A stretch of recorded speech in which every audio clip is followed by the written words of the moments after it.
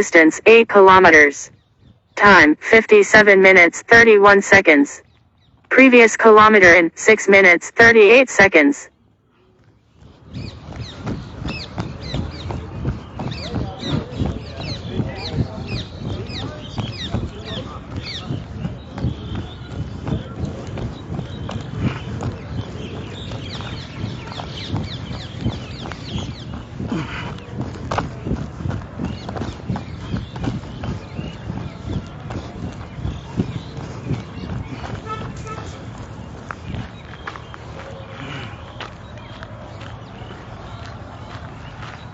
दोस्तों नमस्कार, जय हिंद। उम्मीद करते हैं आप सब कुशल होंगे, एक्साइटेड होंगे। एक बार फिर से प्रभु राम की कृपा से जो भी आपको इष्ट देव हैं उनका आभार व्यक्त कीजिए। आपको एक बार फिर नया दिन दिया है, कुछ नया करने के लिए, कुछ सपने का पीछा करने के लिए। यदि मुसीबतें हैं तो मुसीबतों को जीतने के लिए। बिकॉज विनर्स कभी हारते नहीं हैं, विजेता कभी हारते नहीं हैं। जो अकेले चलने का हौसला रखते हैं एक दिन उनके पीछे काफिले चलते हैं, बस याद रखें दोस्तों। और आज है 2 फरवरी, Sunday 2025। It's around 8 AM in the morning and I am done with my morning routine. थोड़ा सा और बाकी है, अभी 8 किलोमीटर कंप्लीट कर लिया है। तो मॉर्निंग रिचुअल मेरा रहता है लगभग वीकेंड को अराउंड 15 किलोमीटर। डेली रन है around between 5 and 7 kilometre, around 5-7 kilometre daily ritual. तो फिटनेस ऐसी नहीं बनती दोस्तों, उसके लिए कुछ कुर्बानी देनी पड़ती है। दोस्तों आज एक बड़ा इंपॉर्टेंट मुद्दा है जिस पर हम बात करेंगे, और इस विषय को सब्जेक्ट है, इस पर हम बात करेंगे। और आप हमें इस समय देख रहे हैं ऐतिहासिक नगरी आगरा से। I am around a famous property, famous hotel called Kalakshi Raj. यहाँ पर एक बजरंगी का मंदिर भी है, उसका भी आपको दर्शन कराएंगे। कलाक्षी राज से ताजमहल की बात करें अराउंड 3 किलोमीटर है। रेड फोर्ट अराउंड 4 किलोमीटर है। और यहाँ से अगर आप सनातन धर्म को मानते हैं, सनातन धर्म के कुछ एक्सप्लोर करना चाहते हैं कुछ मोनूमेंट्स को, तो राधा स्वामी मंदिर लगभग 15 किलोमीटर दूर है जो दयालबाग में है। साथ ही साथ कैलाश मंदिर भी है, बड़ा मशहूर एरिया है जहाँ पर पूजा की जाती है। हमारे सनातन हिंदू जो आगरा के रहने वाले हैं, कांवड़ यात्रा निकली जाती है, तो वहाँ पर भी आप एक्सप्लोर कर सकते हैं। और बात करते हैं प्रेजेंट सिनेरियो की। आप हमें देख रहे हैं और कलाक्षी राज होटल के आसपास से ऐतिहासिक नगरी आगरा से। दोस्तों बहुत इंपॉर्टेंट विषय है जिसके ऊपर हम बात करेंगे। डेफिनेटली आपको कुछ इंस्पिरेशन मिलेगी। और जो लोग मुझे कुछ लोगों दिनों से जानते हैं या जिनसे मेरा परिचय नहीं है, हल्का सा इंट्रोडक्शन दे दूं। और कभी इंट्रोडक्शन अपना देना नहीं चाहिए जीवन में दोस्तों। कोई आपकी खुद तारीफ करे वो अच्छी बात, हल्का सा देते हैं इंट्रोडक्शन। मेरा नाम राजीव आज़ाद है। आई am a writer, motivational speaker by choice, with passion for marathon, cycling, social activism. हज़ारों ख्वाहिशें ऐसी कि हर ख्वाहिश पे दम निकले। और दोस्तों डिजिटल मार्केटिंग फील्ड से मैं जुड़ा रहा हूँ, लगभग 20 साल से ज़्यादा हो चुके हैं। 2 बुक्स भी हमने लिखी हैं। एक बुक है बेटी बचाओ बेटी पढ़ाओ के ऊपर, दूसरा है सक्सेस के ऊपर, सफल कैसे बने। और हम मुख्य मुद्दे की बात करते हैं जो पिछले कुछ दिनों से मैं प्लान कर रहा था, इस पर मॉड्यूल रेडी करूँ। कुछ रिसर्च के बाद हम मॉड्यूल की बात करते हैं। जनवरी 2019 मीन्स लास्ट कुछ हार्डली 12 दिन हुए। 19 जनवरी 2025 को एक ऐसी घटना हुई थी जिसको किसी मीडिया ने कवर नहीं किया यार। हल्का छुटमुट चीज़ों ने, कुछ एक आध कहीं पे अखबार में आ गया छोटा सा, किसी मीडिया में छोटा सा कहीं दिखा दिया, बस खत्म हो गई। और 19 जनवरी की वो घटना है जिस पे किसी ने ध्यान नहीं दिया, थोड़ा सा कुछ दिखा दिया है। बड़ी ऐतिहासिक घटना थी, क्योंकि मैं बेटी बचाओ विषय पर काम करता हूँ, तो मुझे कुछ ना कुछ मैं उनके बारे में रिसर्च कर सकता हूँ। बहुत इंपॉर्टेंट विषय था यार, जिसको इग्नोर कर दिया हमारे मेन स्ट्रीम मीडिया ने। और 16 जनवरी की एक घटना थी, 16 जनवरी 2025, लगभग 17 दिन हो गए। 16 जनवरी को एक स्टार के, मतलब ग्लोरीफाइड स्टार, हमारे देश में कुछ लोगों को इम्पोज किया जाता है। वो स्टार नहीं लेकिन ज़बरदस्ती बना दिए जाते हैं। उनमें से एक सैफ अली खान है। उनको उनके कुछ दुर्घटना हुई, उनके घर पे किसी ने चोरी करने की कोशिश करी। और दुर्भाग्यपूर्ण है किसी घर में ऐसी घटना नहीं चाहिए, लेकिन उनको एक कहीं पर नाइफ स्टैबिंग कर दी। स्टैबिंग करने के बाद उस व्यक्ति सैफ अली खान को लगातार दिन दिखाया हमारी मीडिया ने, लगातार, चाहे जी न्यूज़ हो, ABP हो, आज तक हो, सब ने सैफ अली खान को चक्कू किसने मारा, वो कहाँ का रहने वाला था, उसके पिताजी क्या करते थे, डॉक्यूमेंट कौन से थे, सैफ अली खान का पूरा इतिहास ग्लोरीफाई कर दिया गया। और ऐसा लग रहा था जैसे सैफ अली खान की जो स्टैबिंग हुई है, उससे पहले हमारे देश में न तो आत्महत्या होती थी, न ही हमारे देश में किसान हत्या करता था, ना ही लोन की वजह से किसी को परेशान किया जाता था, ना ही बेरोजगारी थी, सब कुछ खत्म था भाई। सैफ अली खान को जब 16 जनवरी को उनकी स्टैबिंग की गई, ऐसा लग रहा था उससे पहले भारत के अंदर स्वर्ग आ चुका था।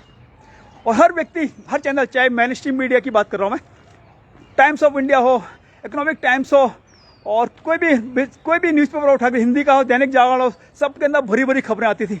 एबीपी न्यूज़ देखा हमने, आज तक देखा। I am a news worm kind of person, news का मैं कीड़ा हूँ बहुत साल से।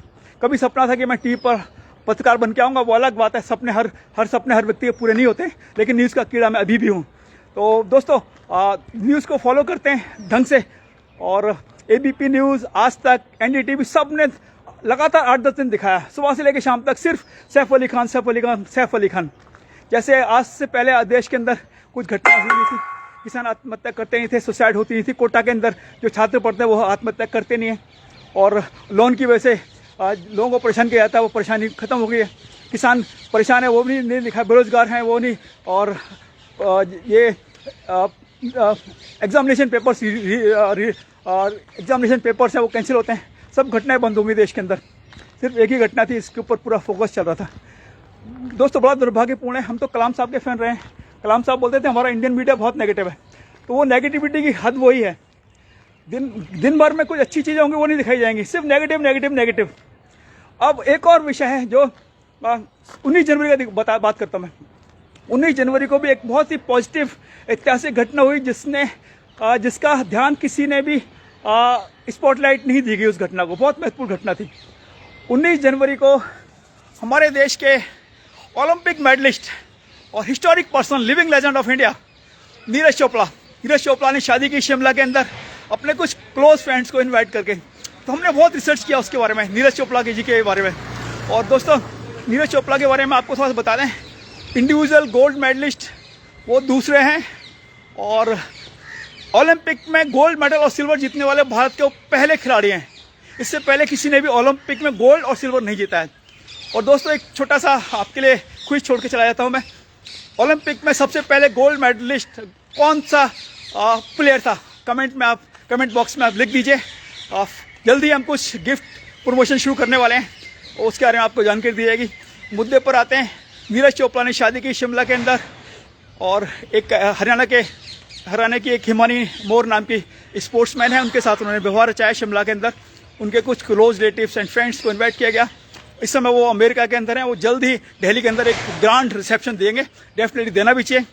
तो खास बात ये थी कि उस व्यक्ति ने सिर्फ 1 रुपया लिया यार, जिससे ध्यान आकर्षण किया।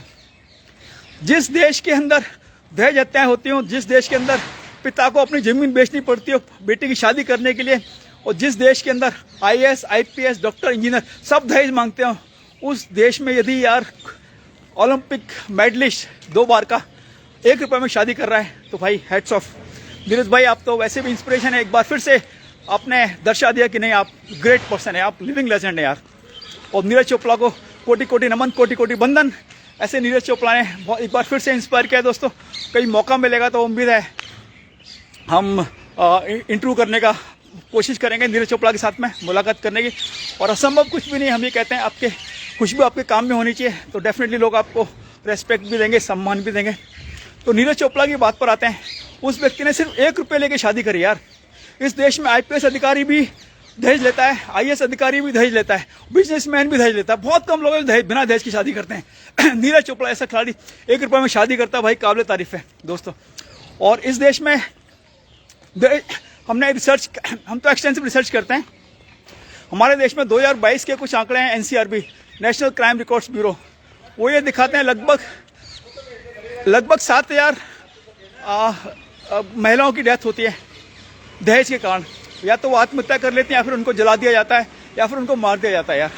जिस देश में लगभग हर घंटे एक लेडीज आत्महत्या करती हो, उस देश में नीरज चोपड़ा जैसे इंसान ने एक नई रोशनी दी है, एक नई किरण दी है यार। सिर्फ 1 रुपये में कोई शादी कर सकता है? सोचिए आप, कोई नहीं कर सकता है। मैं एक उदाहरण बता रहा हूँ। हमारे पड़ोस में एक यादव जी रहते हैं, वो अपने एक रिश्तेदार के लिए लड़का देख रहे हैं। तो यादव जी ने अभी कुछ हार्डली 10 दिन पहले की बात है, एक लड़का चपरासी है यादव, 30 लाख रुपये मांग रहा है भाइयों। 30 लाख रुपये यादव चपरासी सिर्फ 8वीं पास होता है, 10वीं पास होता है। अगर वो ग्रेजुएशन करके उदाहरण के तौर पे बहुत से लोग उनको नौकरी नहीं मिलती है, फिर वो ग्रेजुएशन करके भी चपरासी बन जाते हैं। मैं उसके खिलाफ नहीं हूँ। चपरासी की पोस्ट वाला व्यक्ति 30 लाख रुपए मांग रहा, समझिए क्या हालत हो चुकी है इस देश में। दहेज ने बहुत लोगों को बर्बाद किया दोस्तों, और नीरज चोपड़ा ने बहुत कुछ सिखा दिया दोस्तों। एक और मैं उदाहरण देता हूँ। हमारे रिश्तेदार हैं, हमारी सगी भांजी की शादी के लिए हम लोग लड़का देख रहे थे, मतलब हमारे बहनोई साहब। तो हमारी भांजी ने MBA किया हुआ है, इंग्लिश मीडियम बैकग्राउंड से हैं, डेफिनेटली फाइनेंशियली साउंड है और रेपुटेड फैमिली है उनकी, मतलब हमारे बहनोई साहब की। तो जब एयरफोर्स में एक लड़का पायलट देखा था, वो पायलट साहब मांग रहे थे 1 करोड़ की शादी, 90 लाख रुपए। यार क्या फ़ायदा आपके पायलट बनने से? आप 90 लाख रुपए मांगोगे, आपको कंपेटेबल मैच चाहिए, लड़की पढ़ी लिखी होनी चाहिए, सुंदर होनी चाहिए, या फिर आपकी हाइट के बराबर, वो सब समझ में आता है। लेकिन ये क्या 90 लाख रुपए? पायलट बनने के बाद भी अगर आप दहेज मांग रहे हो तो बेकार है ऐसा पायलट भाई। IAS बनने के बाद भी अगर आप दहेज मांग रहे हो तो बेकार है ऐसा IAS बनना, ऐसा IPS बनना। शेम ऑन यू गाइस जो भी ऐसा दहेज मांगते हैं। और क्योंकि हमने बुक लिखी है जेंडर डिस्क्रिमिनेशन के ऊपर, तो इस देश के अंदर लगभग 7000 के आसपास महिलाओं ने आत्महत्या की थी दहेज की वजह से, या उनको उकसाया गया था, सुसाइड की थी। ये 2022 के आंकड़े में बता रहा हूँ, नेशनल क्राइम रिकॉर्ड्स ब्यूरो। इसका अर्थ है लगभग 1 घंटे में एक महिला आत्महत्या कर लेती है। बताइए कितना दुर्भाग्य है। जिस देश के अंदर 9 दुर्गे मनाए जाते हैं साल में 2 बार, जिस देश में दुर्गा और दुर्गा सरस्वती की पूजा की जाती हो, जिस देश के अंदर कामाख्या देवी की पूजा की जाती हो, और अभी ये तो फरवरी के अंदर हम लोग बसंत पंचमी मनाते हैं, उस देश में यदि महिलाएँ और हमारी बेटियाँ आत्महत्या कर रही हैं दहेज की वजह से, तो ये बहुत दुर्भाग्यपूर्ण है यार। और एक और मैं एग्जांपल दूंगा। 2022 में एक घटना हुई थी। 2022 में जयपुर के आसपास एक छोटा सा कस्बा है दुद्दू, दुद्दू जयपुर के आसपास। मैं वहाँ पर गया हूँ दोस्तों। दुद्दू जयपुर से थोड़ा लगभग 50 किलोमीटर के आसपास है। हमें तो दुद्दू में एक गुरुद्वारा है, वहाँ पर हम रुके थे साइकिल एक्सपीडिशन के दौरान, तो दुद्दू से परिचित हूँ। दुद्दू जो कस्बा है DU आराम से मिल जाएगा आपको। 2022 जून में एक घटना हुई थी जहाँ पर 3 बहनों ने आत्महत्या की थी दोस्तों। 3 बहनों ने आत्महत्या कर ली यार। आप देखना, दुद्दू 3 सिस्टर सुसाइड। 3 बहनों ने आत्महत्या इसलिए कर ली क्योंकि उन बहनों तीनों की शादी तीन सगे भाइयों से हुई थी। 3 सगी बहन सगे भाइयों से शादी कर ली एक ही परिवार में। उनके जो पिता थे, मतलब सास ससुर, बहुत दहेज मांग रहे थे यार, सुसाइड करनी पड़ गई, कुएं में जाकर आत्महत्या कर ली। और 2 बहनें प्रेग्नेंट थी और एक बहन का बच्चा भी था, तो बच्चे के साथ सुसाइड कर लिया यार। कितना दुर्भाग्यपूर्ण है। और उन बहनों ने जो सुसाइड लेटर लिखा था अपने कुछ रिश्तेदार को भेजा था, उसमें मैसेज व्हाट्सएप पर, क्योंकि 2022 की घटना ज़्यादा पुरानी नहीं है। उन्होंने कहा था हम जीना चाहते हैं, हम मरना नहीं चाहते यार, लेकिन हम घुट कर भी जीना नहीं चाहते, मतलब जिंदा रहते हुए भी हम मरें ये भी हमें पसंद नहीं है। उनके ये शब्द थे। तीनों बहनों ने आत्महत्या कर ली सिर्फ दहेज की वजह से। और एक का नाम था कुल्लू, एक का नाम ममता, एक का नाम कमलेश। तीनों बहनों ने आत्महत्या कर ली दोस्तों। कितना दुर्भाग्यपूर्ण विषय है यार। हम अभी भी, हमारी बहन बेटियां सिर्फ इसलिए आत्महत्या कर लेती हैं क्योंकि हमारे यहाँ दहेज की प्रथा है। तो मैं तो चाहे हमारा बेटा, उम्मीद करते हैं कुछ ना कुछ बन जाएगा।